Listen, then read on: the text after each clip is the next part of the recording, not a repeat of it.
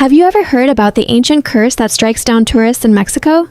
They call it Montezuma's revenge, and honestly, when I first heard about it, I thought it was just a myth, a legend told to scare visitors.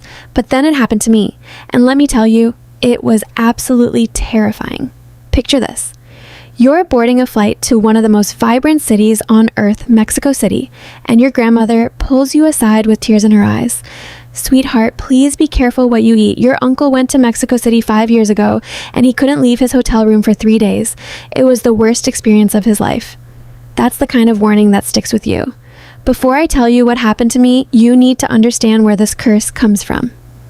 According to legend, the great Aztec Emperor Montezuma II was executed during the Spanish conquest centuries ago. But here's the dark twist. Years later, thousands of Spanish settlers began dying after consuming improperly processed corn. The locals whispered that Montezuma was reaching from beyond the grave, exacting his revenge on those who invaded his empire. And apparently, that curse never went away. The medical reality? It's something doctors call traveler's diarrhea. But honestly, after experiencing it, the legend seems more real than the science. So there I was, Sarah, 28 years old, a freelance writer from California who thought she was invincible. I traveled to 12 countries, eaten from street vendors in Bangkok, tried mysterious foods in Istanbul. Mexico City wasn't going to intimidate me. I arrived on a Tuesday afternoon in June, and the energy of the city hit me like a wave. The metro was crowded, chaotic, alive. The moment I stepped out, I could smell something delicious cooking. Without even thinking twice, I rushed to a street vendor and bought 3 tacos and a fresh orange juice.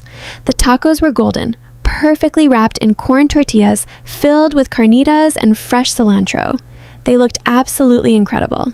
My grandmother's warning echoed in my mind for exactly 2 seconds before I ignored it completely. I was staying with my friend Marco, and he'd already spent 4 months living in Mexico City without any problems. If he could survive, so could I.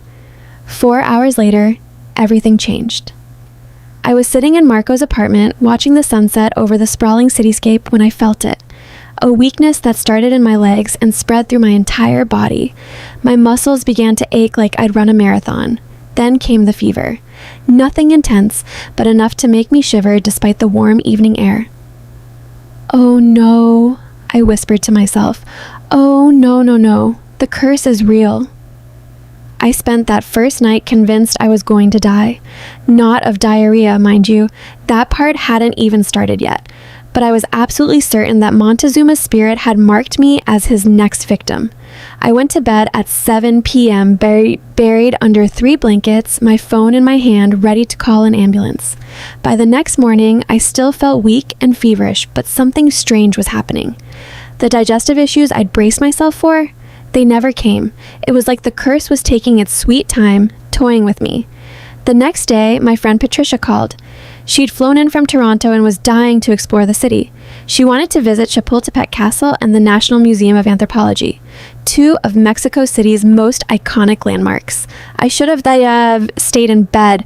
I should have rested, but I was stubborn, and I didn't want to miss out. Patricia picked me up at noon, and we drove through the winding roads of Chapultepec Forest. The castle sat majestically on top of a massive hill overlooking the entire city. It's breathtaking, like something from a fairy tale. But as we parked and started our climb, I realized my body was still recovering from whatever had hit me. The stairs seemed endless. Patricia, who's 58 years old and has never been an athlete, was practically skipping up the hill. Meanwhile, I, at 28, someone who goes to the gym 4 times a week, was gasping for air like I'd just finished a triathlon. "Are you okay?" Patricia asked, turning back to look at me with genuine concern.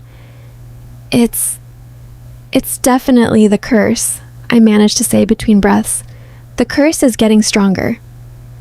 We finally reached the top, and I spent the next 20 minutes sitting on a bench trying to regain my composure. The castle itself was incredible, a former military fortress that became the presidential residence and is now a stunning museum with panoramic views of Mexico City. But I could barely enjoy it. I was too focused on convincing myself that I wasn't dying. From the castle, we headed to the National Museum of Anthropology, located right next door. The moment we walked through those doors, something shifted. The museum is housed in a 1960s building with the most magnificent central courtyard featuring an enormous stone fountain. It's like stepping into a temple dedicated to Mexican history and culture. For the first time since arriving, I felt a spark of joy. The museum's anthropology and ethnography collections are world-class. I found myself walking faster, feeling stronger, actually engaged with the exhibits. Maybe, just maybe, I was going to survive this. By the time we finished exploring, I was actually hungry. We grabbed coffee at a small cafe nearby, and that's when my phone buzzed. It was my friend Isabella, another visitor to the city.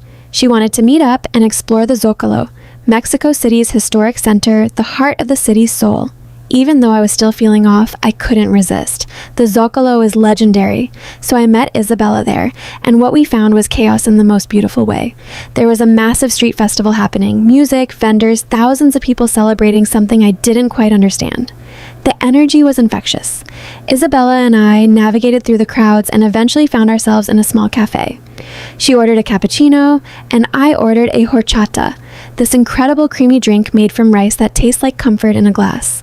We were sitting there, watching people pass by, when Isabella suddenly turned to me with a knowing smile. "How are you feeling?" she asked carefully. "Honestly, I've been feeling awful. I think I have the curse?" Isabella laughed. "Sarah, how high is Mexico City?" "What? I don't know. Pretty high?" 2,240 meters, Isabella said. Over 7,300 feet. Have you ever been this high before? I shook my head. The realization hit me like a physical blow. "You don't have Montezuma's revenge," Isabella continued gently. "You have altitude sickness. Your body is struggling to process the thinner air. It usually takes a few days to adjust. The weakness, the fever, the breathlessness, it's all from the altitude, not from that taco you ate yesterday."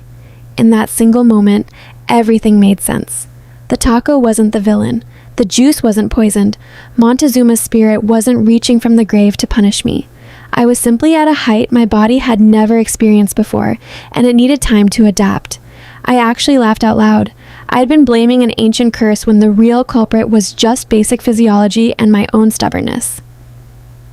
"So, I can eat street food?" I asked cautiously. "Of course," Isabella grinned. "You can eat whatever you want. Just give your body time to acclimate." That's exactly what I did. That same evening, Isabella and I went on a hunt for flautas, these amazing rolled tacos that are fried until they're crispy and golden, and elotes, which are corn on the cob covered in a magical combination of chili, lime, and this creamy sauce that's absolutely addictive. This time, no guilt, no fear. Just pure, unapologetic enjoyment. Within 3 days, my body had fully adjusted to the altitude. By day 4, I was hiking, exploring, and eating everything Mexico City had to offer without a single worry. So here's my question for you. Would you risk the famous street food of Mexico City? Would you be brave enough to ignore the warnings and trust your gut, literally? Or would you stick to your hotel room, convinced that an ancient curse is coming for you? Because here's what I learned. Sometimes the scariest things aren't real. Sometimes they're just our imagination, combined with the very real challenges of traveling to a new place. And sometimes the best experiences of our lives are waiting for us on the other side of that fear. Mexico City taught me that lesson. It also taught me that authentic food, genuine friendships, and being brave enough to laugh at yourself are worth far more than playing it safe.